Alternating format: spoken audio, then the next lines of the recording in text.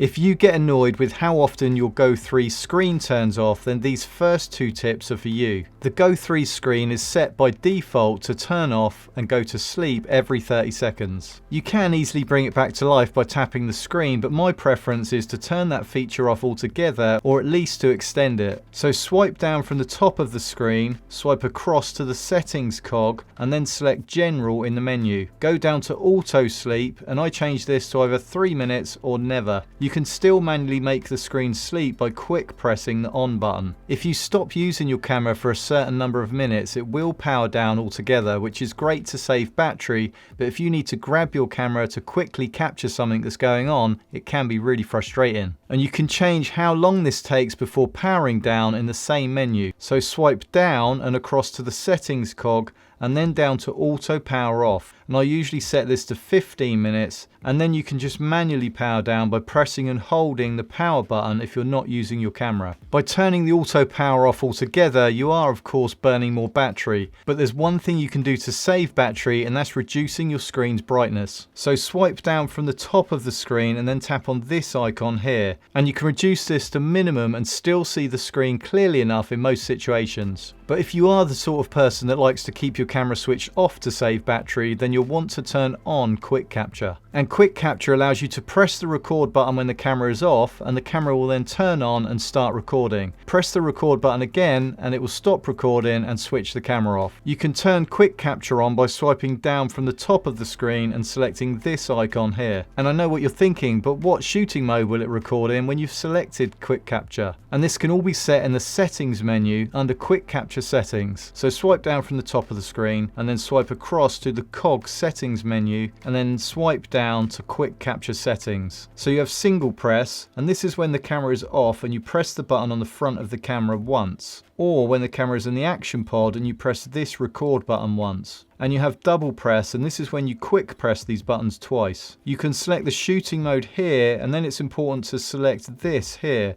and this is custom parameters. You can then select the specifications for that shooting mode, so the aspect ratio, the frame rate, the resolution, and the field of view, etc. I'd probably leave the shooting parameters in auto mode, but you can change the color profile here if you wanted to. Now select double press, and you can do the same again here. One of my favorite ways of shooting with the GO3 is by itself out of the action pod.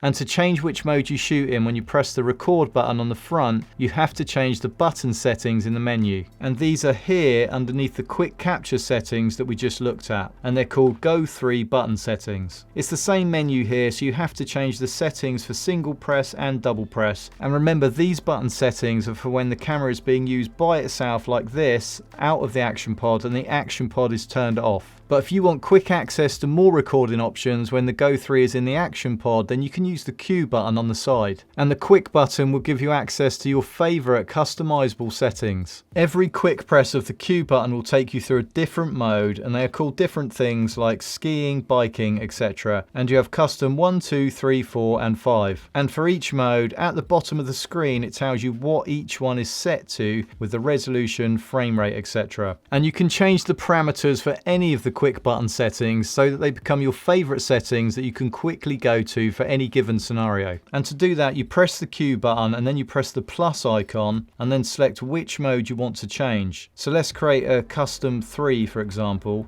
We then tap on the edit button here and then change your shooting mode, your resolution, and various other parameters. So you could have quick access to a favorite TikTok mode in 9x16, for example, or your favorite customized settings for shooting time lapse. And when you've changed all the specifications, you then select the arrow key, which takes you back to the previous screen, and then save, and the new favorite will appear when you select the Q button. And at the moment you can't change any of the names of these presets, but maybe that will come in a later update. To get the best quality image when you shoot, you want to change the video sharpness to medium, and you can do that here by swiping down and going across to settings and then down to video sharpness and selecting medium. And this will stop your video images being horribly digital and looking overly sharp. And you'll also want to avoid shooting in 1080 resolution because the quality sucks. So always make sure you change the resolution to the highest resolution possible within each video mode. And you can do that by tapping in the bottom left-hand corner of the screen here and selecting the highest resolution number possible. And in video mode, you also have to decide what level of stabilization you want to use. But this is one of the more hidden features of the GO3, so you'll have to watch this video next to find out where it is, along with 6 other essential hidden features.